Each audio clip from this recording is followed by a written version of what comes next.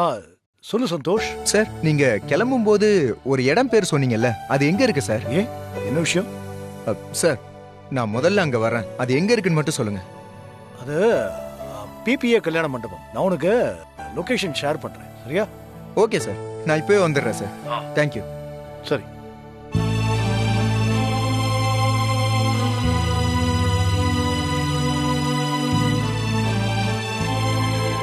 கஷ்டம் வரும்போது கிடைக்கிற கிண்டல்களையும் அவமானங்களையும் பார்த்து ஒதுங்கி போனோம்னா ஜெயிக்கும் போது கிடைக்கிற அந்த சந்தோஷத்தையும் புகழையும் சேர்த்து ஒதுங்கி போறோம்னு அர்த்தம். இனிமே இந்த மாதிரி ஒரு எண்ணம் உனக்கு வரவே கூடாது தம்பி. மேம், நீங்க சொல்றத கேக்கும்போது எனக்கே ஒரு தெம்பு வருது. இந்த பதில் இப்ப இருக்கிற எல்லா மாணவர்களுக்கும் கண்டிப்பா பொருந்தும். மேம், அடுத்த கேள்வி. அக்கா, பொரியல் பண்ணனும், பொடி பொடியா கட் பண்ணுங்க. சரிமா? அண்ணா கொஞ்சம் வேகமா கட் பண்ணுங்க. சரியா? அதெல்லாம் நாங்க பாத்துறோம். சீக்கிரமா முடிங்க. அரிசா, என்ன பதட்டமா இருக்க? எல்லாரும் வந்துட்டாங்களா? ஏதாவது ஒண்ணு சொல்லு, ஆமாவா இல்லையா?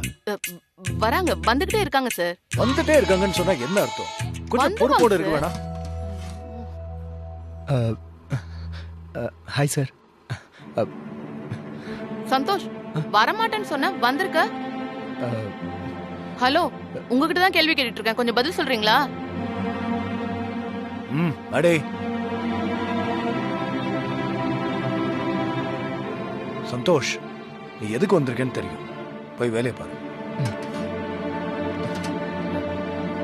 என்ன சார்? வா, நல்லா செய்யுமா. Okay sir.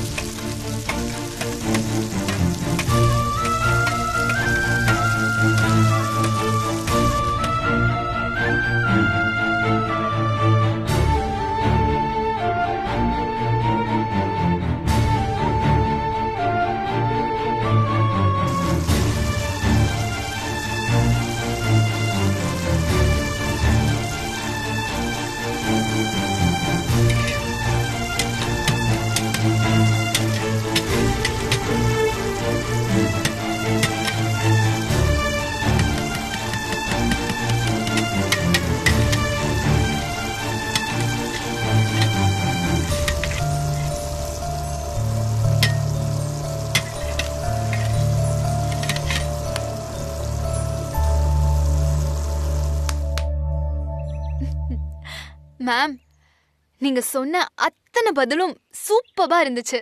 Thanks ma'am. அப்போ நான் வரேன். ஆனந்தி மேடம், வீட்டுக்கு வாங்க, காஃபி சாப்பிடலாம். ஐயோ மேம், நான் இங்க வந்தது பவித்ரா மேடம்க்கு தெரியாம பாத்துக்கோங்க. அது போதும் எனக்கு. காஃபி எல்லாம் இன்னொரு நாள் வந்து குடிச்சுக்கிறேன். சரியா? Bye ma'am. தேங்க்ஸ். பாய்.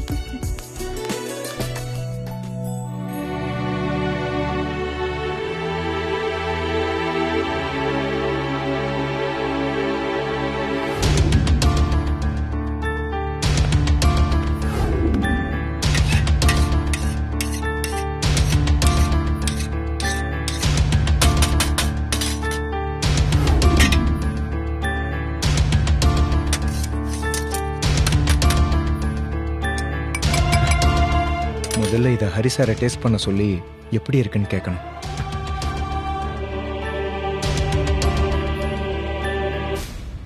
என்ன மேடி, இந்நேரம் சந்தோஷ் கேசரி பண்ணி முடிச்சிருப்பானா? நானும் அப்படிதான் நினைக்கிறேன். சந்தோஷ் வந்துட்டான் பாரு. ஹரி சார், இப்பதான் உன்னை பத்தி பேசிட்டு இருந்தோம். அப்படியா சார்? சார் டேஸ்ட் பண்ணி பாருங்க சார். என்ன சந்தோஷ், பயங்கர ஸ்பீடா கேசரி செஞ்சு கொண்டு வந்துட்ட? அதெல்லாம் இருக்கட்டும், நீங்கள் இதை டேஸ்ட் பண்ணி பாருங்களேன். தர மாட்டாரு.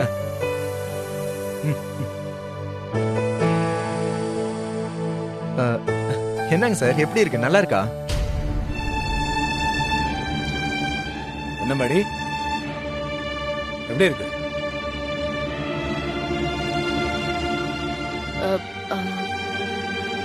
சந்தோஷ பத்தி குறை சொல்லல. இந்த கேசரி முத தடவை மாதிரி இல்ல. சார், கேசரி நல்லா இல்லையா சார்? சந்தோஷ், நீ என்ன ப்ரொஃபஷனல் சமையல்காரரா? அன்னைக்கு நீ ஏதோ ஒரு மனநிலையில இருந்த, நல்லா பண்ணிட்ட.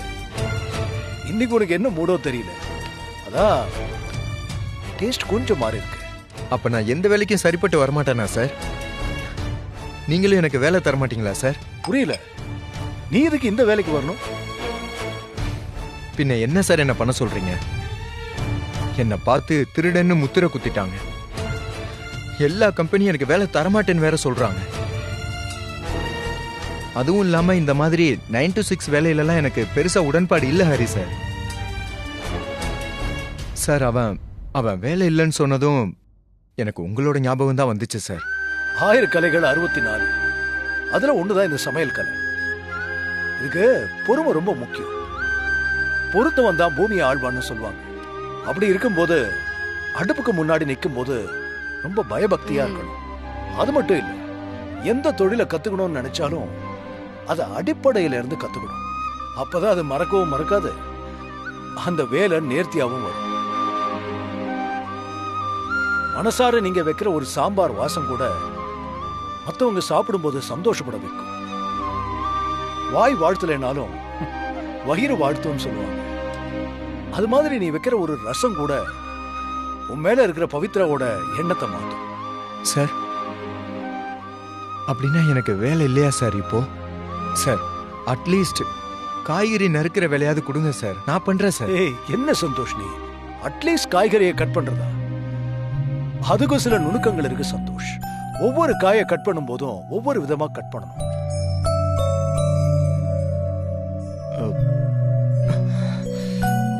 என்ன சந்தோஷ், ஆச்சரியமா இருக்கா? எல்லா நுணுக்கங்களையும் கத்துக்கிட்டாதான் எந்த வேலையும் நல்லா செய்ய முடியும்.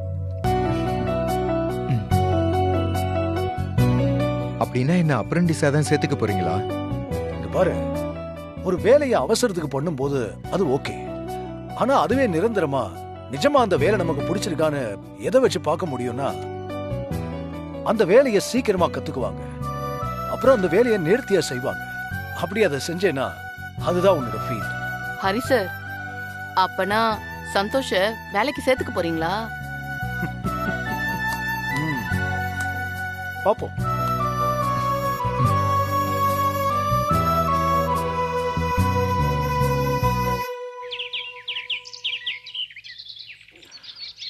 திருவேகடம் சார்.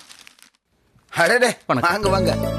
லட்சுமி, இங்க வரேன்பா. பாரு யாரு வந்திருக்காங்கன்னு. உட்காருங்க. வணக்கம். வாங்க. வணக்கம் லட்சுமி. வணக்கம்.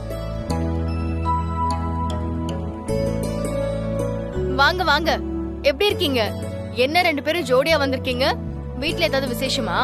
ஆமாமா, பொண்ணுக்கு மேரேஜ் ஃபிக்ஸ் பண்ணிருக்கம்மா. ஓ, அப்படியா? சரி சரி. ரொம்ப சந்தோஷம். பத்திரிக்கை இந்தாங்க. குடும்பத்தோட எல்லாரும் கட்டாயம் வந்துருங்க. கண்டிப்பா வந்து அவசியம் கண்டிப்பா. வந்துருங்க. லட்சுமி கண்டிப்பா. கண்டிப்பா. மறந்துடாதீங்க. உட்காருங்க. உட்காருங்க. உட்காருங்க. இதோ காஃபி எடுத்துட்டு வந்துடுறேன். ஐயோ இல்ல வேண்டாம்மா, போற இடத்துல எல்லாம் காஃபி குடிக்கிறோமா, அதான் வேண்டான்னு சொல்றேன். பரவாயில்ல, இருக்கட்டுமா. லக்ஷ்மி, நீயும் பவியும் முதல் நாளே வந்துருங்க. இது நம்ம வீட்டு கல்யாணம், நாங்க இல்லாமலா?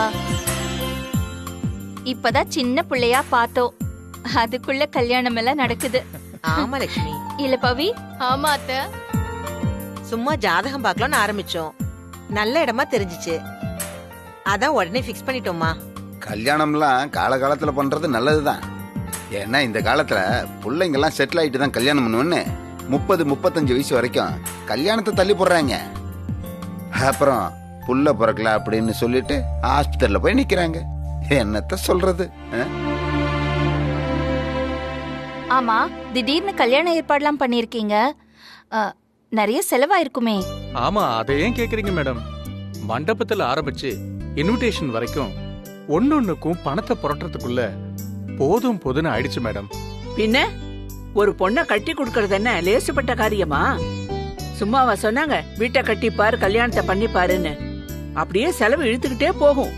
அந்த காலத்துல எங்க தாத்தா 500 ரூபாயில கல்யாணத்தை பண்ணிக்கிட்டேன்னு சொல்லுவாரு. இந்த காலத்துல என்னடானா லட்சக்கணக்கில எல்லாம் செலவாகுது. மாப்பிள்ளை வீட்ல 50 பவுன் போடணும்னு சொல்லி கராரா சொல்லிட்டாங்கம்மா. என்கிட்ட கொஞ்சம் நகை இருந்துச்சு, அது கூட சேவிங்ஸ்ல இருந்த பணத்தை எடுத்தோம். 50 பவுன் கூட தேரலம்மா. கல்யாணத்துக்குள்ள எப்படியும் வாங்கிரணும். அந்த கடவுளை தாமா நம்புறேன். கண்டிப்பா நல்லதே நடக்கும். நீங்க தைரியமா வேலையை பாருங்க. அப்புறம் நம்ம ஹரி சார் தான் கல்யாணத்துக்கு சமையல். 1 பைசா கூட அட்வான்ஸ் வாங்கல மேடம். எல்லாத்தையும் நானே பாத்துக்கிறேன்னு சொல்லிட்டாரு. கல்யாணம் முடிஞ்சதுக்கு அப்புறம் உங்களால எப்ப முடியுதோ அப்ப பணத்தை கொடுத்தா போதும்னு சொல்லிட்டாரு.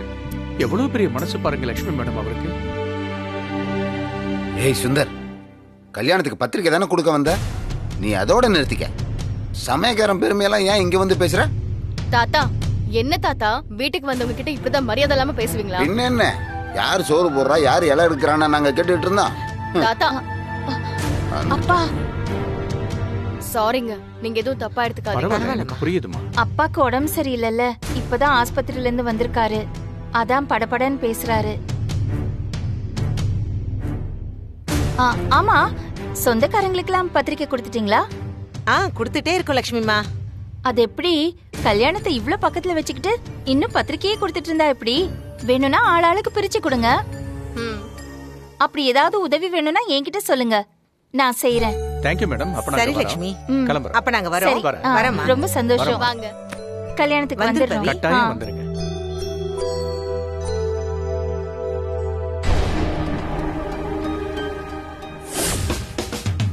என்ன ஹஸ்பண்ட் அண்ட் வைஃப் நேர்ல வந்திருக்கீங்க? Anything special? எங்க பொண்ணுக்கு கல்யாணம் வச்சிருக்கோமா.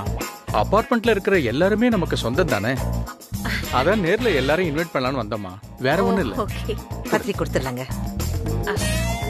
கண்டிப்பா நீங்க கல்யாணத்துக்கு வந்தோம். ஓ ஷூர், கண்டிப்பா. இந்த காலத்துல எல்லாம் வாட்ஸ்அப்லயே இன்விடேஷன் அனுப்பி ஃபேஸ்புக்ல போட்டோ போட்டு கல்யாணத்தை முடிச்சிடுறாங்க. நீங்க பர்சனலா வந்து இன்விடேஷன் வச்சிருக்கீங்க, கண்டிப்பா வந்துருவேன். ரொம்ப சந்தோஷங்க.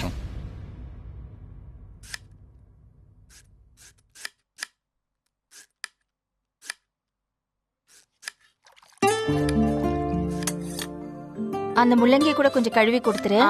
ஓகே அத்தை. குட்டி வாடா, காஃபி போட்டு தரேன். வேணாமா, அதெல்லாம் வேணாமா. அம்மா, நான் இன்டர்வியூக்காக மும்பை வர போயிட்டு வரேம்மா. மும்பையா? ஏண்டா அவ்வளவு தூரம்? அவ்வளவு தூரம் எதுக்காக இன்டர்வியூக்காக போனோம்? சொன்னா கேளு, உன்னை பார்க்காம என்னால இருக்க முடியாதுடா குட்டி. ஐயோ அம்மா, நான் வேற எங்கேயும் போகல. ஹரிசார் கூட சமையல் வேலைக்கு தாமா போக போறேன். அத உங்ககிட்ட சொல்லலான்னு பார்த்தா பவி வேற பக்கத்துல இருக்கா. அவ எப்படி எடுத்துப்பான்னு தெரியாம தாமா உங்ககிட்ட இப்படி போய் சொல்லிக்கிட்டு இருக்கேன். ஏமா இப்படி? நான் சொல்லிக்கிட்டே இருக்கேன், நீ என்னடா யோசிச்சுட்டு இருக்க? அம்மா, இன்டர்வியூ வெறும் 2 days தாமா, அதுக்கு ஏமா இப்படி போய் பதறீங்க? 2 நாளா இருந்தாலும் நீ எதுக்குடா அவ்வளவு தூரம் போனோம்? உனக்கு இங்க வேலை என்ன இங்க கிடைக்காதா என்ன? ஐயோ அம்மா, டோன்ட் வரிமா. இப்ப நான் வேலை விஷயமா தானமா போறேன். நீங்க ஒன்னும் கவலைப்படாதீங்க, நான் போயிட்டு சீக்கிரமே வந்துடுறேன். ஓகேவா? 2 நாள் தான். வந்துருவேன், நான் போய் ரெடி ஆகுறேன். சரி.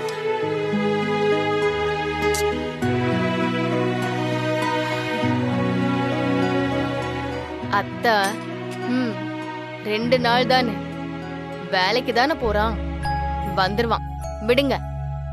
நீ ஏதாவது ஏற்பாடு பண்ணியிருந்தேன்னா நல்லா இருந்திருக்கும்.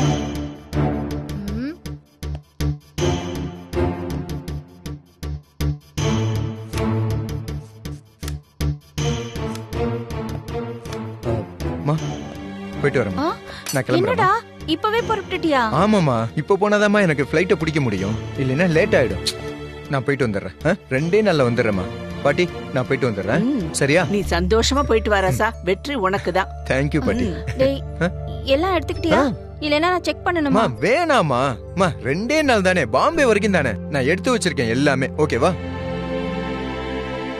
சரிம்மா.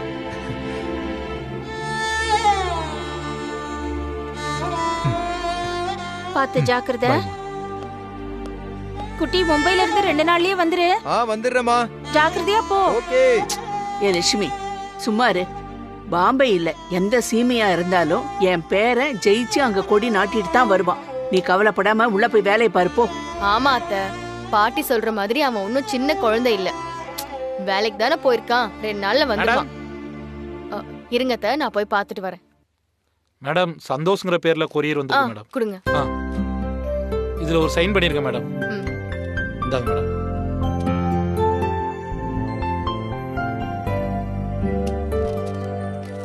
இந்தாங்க madam. Thank you. Okay madam. Pavi, என்ன கொரியரு? சந்தோஷ்க்கு தான் அத்தை. குட்டிக்கா? என்ன லெட்டரு? பாக்குறேன்.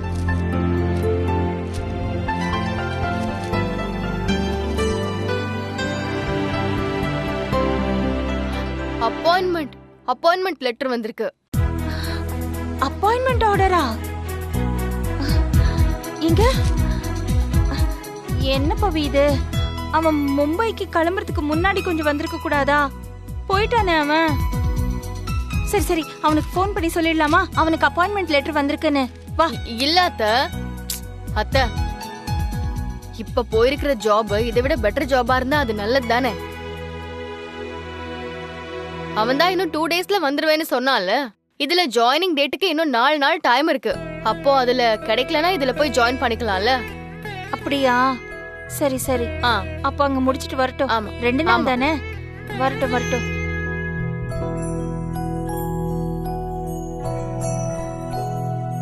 ஆமா சார், நான் நல்லா சமைக்க ஆரம்பிச்சதுல இருந்து என் பொண்டாட்டி திட்டினதே இல்ல. நானும் இந்த விஷயத்த உங்ககிட்ட சொல்லி தேங்க்ஸ் சொல்லலான்னு பாப்பேன். ஆனா நீங்க பிஸியா இருக்கிறதுனால உங்களை பார்க்க முடியறது இல்ல. இப்பதான் அந்த வாய்ப்பு கிடைச்சது. ரொம்ப நன்றி சார். உண்மையிலேயே சந்தோஷமா இருக்கு. வரேன் சார். ஹரி சார், போலாமா சார்?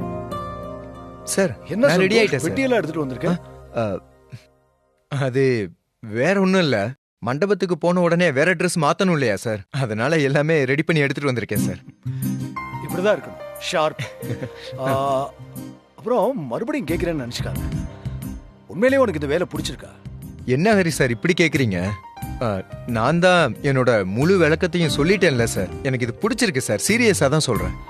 சரி, நான் எதுக்கு மறுபடியும் கேட்கிறேன்னா, உனக்கு வேலை கிடைக்கலங்கிற விரக்தியாலதான் இந்த வேலைக்கு வந்திருக்கியோன்னு தெரிஞ்சுக்கதான் கேட்டேன்.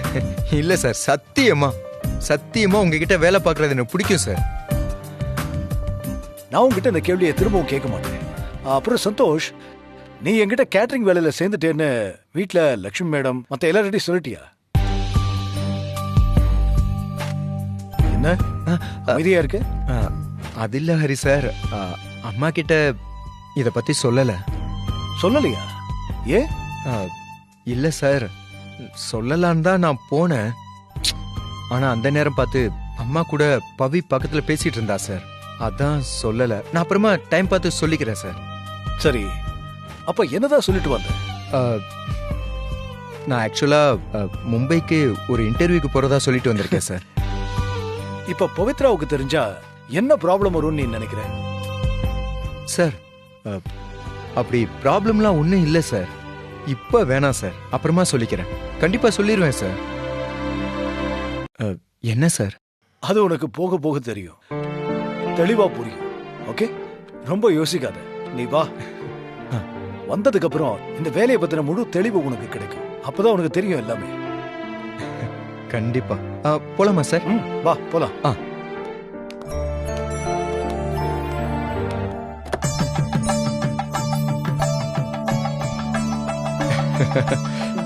Welcome sir. சந்தோஷம் சார். இந்த கெட்டப்ல உன்னை பார்த்தா அடையாளமே தெரியல. உனக்கு தெரிஞ்சவங்க யாரா வந்தா கூட உன்னை கண்டுபிடிக்கவே முடியாது. என்ன மேடி, இது என்ன கெட்டப்பா? நான் என்ன நடிக்கவா வந்தேன்? எப்படியாவது வாழ்க்கையில ஒரு நல்ல நிலைமைக்கு வரணும்னு ஆசைப்பட்டுக்கிட்டு இருக்கேன். நீ என்ன மேடி இப்படி சொல்லிக்கிட்டு இருக்க? ஏய் சந்தோஷ், நான் சும்மா விளையாட்டுக்கு தான் சொன்னேன். நீ ஏன் இதை இவ்வளவு சீரியஸா எடுத்துக்கிற? சாரி. ஐயோ, நானும் நீ சொன்ன மாதிரி தமாசுக்கு தான் சொன்னேன். ஆனா ஒண்ணு மேடி, சமையல்காரனா வந்தவன இந்த கெட்டப்ப போட்டு வச்சிருக்கீங்களே, அதுதான் கொஞ்சம் ஃபீலிங்கா இருக்கு.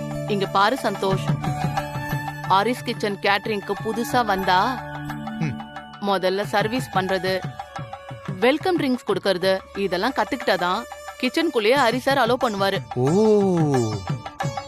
இந்த வேலையில இவ்வளவு ப்ராசஸ் இருக்கா? ஆமா சந்தோஷ், எல்லா வேலையிலயும் ஒரு ப்ரொசீஜர் இருக்க மாதிரி இந்த வேலையிலயும் ஒரு ப்ரொசீஜர் இருக்கு. சரி, நீ போய் எல்லாருக்கும் வெல்கம் ட்ரிங்க்ஸ் எடுத்துட்டு வந்து கொடு. ஓகே, சரி ஆல் தி மேடம். பெஸ்ட்.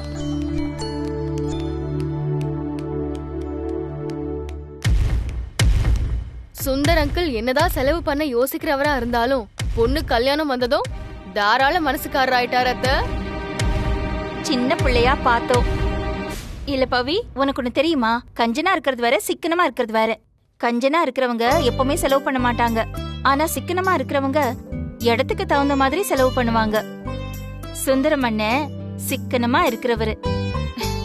சரி வா போலாம். ஆமால, அதுவும் கரெக்ட் தான். நல்ல விளக்கம். Welcome madam.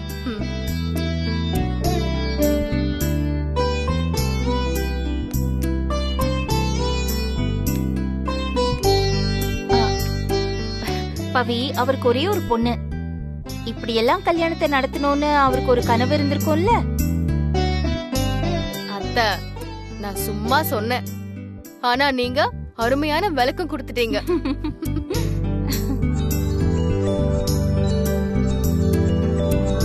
Hi Pavithra. Hi.